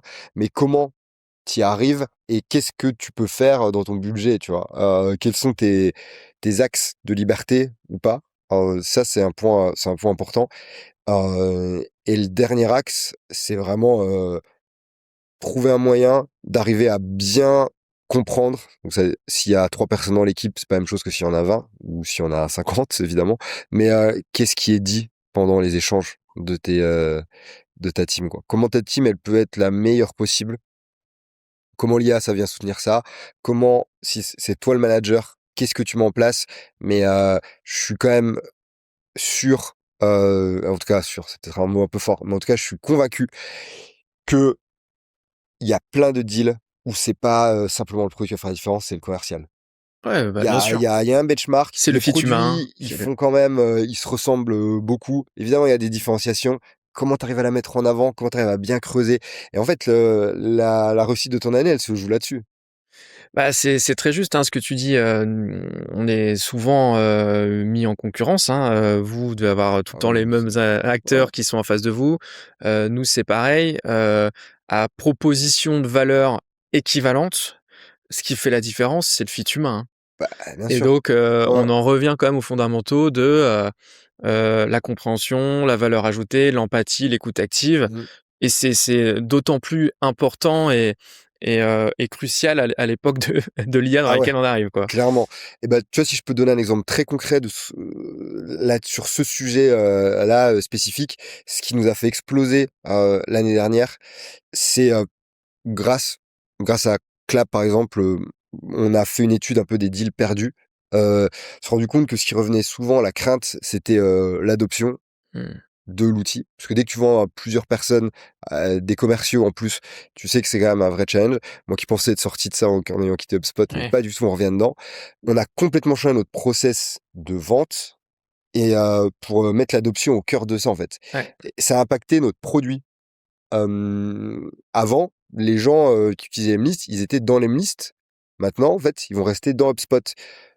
Tu peux te dire que oui, c'est en fait, on s'en fout de ça. La raison, c'est parce que ça facilite l'adoption et en changeant, ça, en ayant compris ça, en ayant mis notre discours finalement autour de l'adoption de notre solution, on a vu notre win rate, augmenter. Donc Pas étonnant. qu'est-ce que tu peux faire pour, l'augmenter, L'outil doit s'adapter au quotidien du commercial et surtout pas l'inverse, sinon l'adoption elle se casse et l'outil churn, au bout et Exactement. ça peut être très vite en Ouais. plus, très Et rapide. du coup, Vous nous, avez on bien fait. amène ce sujet qui peut être un peu caché par des concurrents de l'adoption. On challenge les prospects dessus. Comment, ok, tu vas dépenser, je sais pas, 20 000 euros. Comment tu peux être sûr que ça soit utilisé? Ça devrait être ta priorité numéro un. Donc, on essaie de les aider à se faire rendre compte de ça, c'est pas le cas. Et ça nous amène sur un terrain où on est plus à l'aise. Mmh. Hyper intelligent, je pense que vous êtes sur la bonne voie Ouais, là-dessus. merci. Yann, on va, s'occuper de la dernière partie de notre échange. Donc c'est des questions que je pose à tous les invités. Ok, Tu es sur un métier, très prenant, ouais. c'est le moins qu'on puisse dire. Comment tu fais toi aujourd'hui pour, équilibrer, le pro et le perso? Ouais, bah, j'ai madame qui me qui m'aide beaucoup, En heu, arbitre? en arbitre, quoi. Non, bah, après moi je fais du sport, je fais du basket et du coup ça permet d'aider. Hem, Après je pense que tu as différentes écoles. Moi je coupe pas forcément et je me dis, «Bon, bah, voilà, là c'est un moment, hors taf, hein, là c'est un moment, travail». Finalement ça me permet de pas y penser, tout le temps et je me sens plus à l'aise à être un peu connecté de manière constante, même sur, par exemple, des vacances, que de, complètement, bloquer pendant une période de temps et me cramer après et je pense que j'essaie d'être honnête avec moi-même.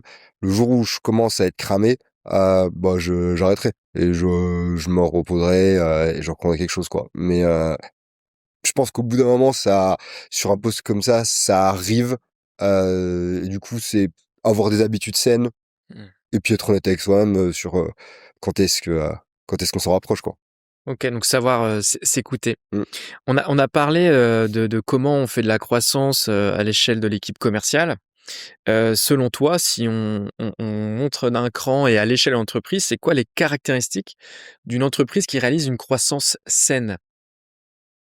C'est une très bonne question. Je pense que c'est d'avoir, compris les canaux qui sont efficaces, pour, générer les bons clients et c'est 2 choses qui sont assez différentes mais on parle souvent et surtout sur les aspects marketing, bah, le marketing automation et cetera, donc le SEO, peu importe en fait, est-ce que c'est des influenceurs? On a tendance à vraiment, parler tout le temps de, quel canal, est le plus efficace. OK, c'est très bien et dès qu'on en a un, bah, comment on peut, grossir dessus? Est-ce que c'est du sales? Est-ce que c'est du produit? Est-ce que c'est un mix? Peu importe, est-ce que c'est de l'outbound? Peu importe, mais vraiment voir à quel point on peut faire scaler ce canal, spécifique, c'est la première chose, mais aussi il faut arriver à suivre derrière le type de client que ça génère. Est-ce que c'est des clients qui vont bien utiliser, entre guillemets, l'outil? Et du coup, je sais qu'ils vont être contents. Ça va générer un cercle vertueux. Est-ce qu'au contraire, en fait, on se crée un problème juste pour plus tard? Mmh. Est-ce que sinon on découvre que finalement il y a peut-être un changement à faire de notre produit? Donc je dirais c'est vraiment, cet aspect, trouver les bons canaux et ensuite vérifier que, l'usage et le type de client qu'on a, en ayant, si c'est un service, c'est un peu différent et encore, mais en tout cas l'aspect produit qui soit autour, pour s'adapter rapidement. OK, donc un framework, assez simple à implémenter chez tous ceux qui nous regardent et qui nous écoutent. J'ai l'habitude, parmi tout ça, j'ai l'habitude de dire qu'il y a pas d'odyssée sans adversité.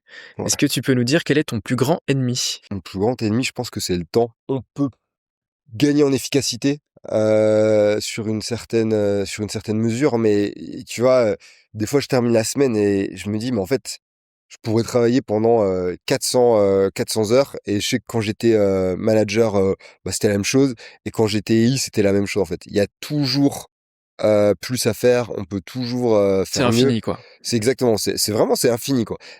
Et du coup, c'est comment tu arrives à bien prioriser, tes actions et ça, je sais pas, j'espère, mais j'ai vraiment du mal à avoir un système qui me permet de m'assurer que tout le monde, priorise de la meilleure des manières, quoi. Donc c'est une question d'intensité aussi, priorisation et intensité. Priorisation, Pas intensité. forcément d'amplitude de travail d'ailleurs. Oui, pas forcément d'amplitude de travail, puisque ton amplitude, en fait, tu peux pas c'est pas extensible à l'infini, quoi. Et de toute Mmh. façon, ça marcherait plus, on en revient à te cramer. Mmh. Et si tu regardes dans le rétroviseur, le Yann, des tout débuts, au début de sa carrière, si tu avais un conseil, à lui donner aujourd'hui, ce serait lequel? Bon, reste tant que tu kiffes. Mais, tu vois, je pense que c'est vraiment clé, il y a plein de gens qui sont pas bien dans leur boîte, ou qui sont frustrés pour une raison, X ou Y. Faut changer, il faut aller, et si tu pas aligné avec, toi, si tu pas content, en fait, faut pas forcer non plus, le destin. Et j'ai eu de la chance, hein, je suis tombé sur HubSpot, je me suis éclaté et je suis parti quand j'en avais marre et j'étais plus forcément aligné avec la vision et ce qui était fait et c'est je pense que ce sera pareil un jour, chez les MLIST et c'est OK, tu vois? Ouais, Le jour où c'est tu des cycles, plus faut aligné s'écouter. exactement. OK. Et pour un prochain épisode de la Gloss Odyssée, si tu devais me recommander, un leader, commercial, marketing ou un dirigeant, en B2B, tu pourrais me recommander qui? Heu, alors, moi je suis assez admiratif de, ça va avoir, Stan, Mazura qui gère, Eleven Labs. OK. Donc, qui fait une croissance à 330 millions en 3 ans, Assez dingue, ouais. et il gère, toute l'Europe, incroyable. Donc, ce serait peut-être, une très, très, bonne histoire à raconter. Ouais, c'est une bonne idée, forte croissance aussi, beaucoup Ah de oui, structuration. Le là, go-to-market et RevOps là-bas, ça doit être, bien ça carré file au droit, ouais. centimètre Ouais, carré. ouais. Donc c'est une bonne idée, ouais, je te remercie pour ça. OK. Bah, écoute, Yann, on arrive au terme de notre échange. Un grand merci. Merci, Heu, de m'avoir invité, c'était top. ouais, hyper intéressant. J'espère qu'on a pu, éclairer des leviers et des pistes d'implémentation si une entreprise veut, installer un système de prospection, robuste avec les bons outils, les bonnes manières de faire, les bons rituels managériaux, les bonnes KPI. Donc, voilà, il y a plus qu'à. Il Je y vous a plus souhaite, qu'à. une bonne année, 2026 pour tout rouleau compressé sur votre passage et puis encore un plaisir de pouvoir vous compter parmi nos partenaires. Ouais, merci beaucoup et c'est réciproque. Bon courage pour 2026. À bientôt, À bientôt, merci, salut. salut. Merci pour votre écoute. Si cet épisode vous a apporté des perspectives utiles, n'hésitez pas à vous abonner afin de ne manquer aucune prochaine conversation. Et si le podcast vous plaît, vous pouvez laisser un avis 5 étoiles sur votre plateforme d'écoute préférée. Ça va nous aider à faire découvrir nos contenus à d'autres décideurs. On se retrouve très bientôt pour continuer d'explorer le monde B2B et d'ici là, je vous souhaite une excellente croissance.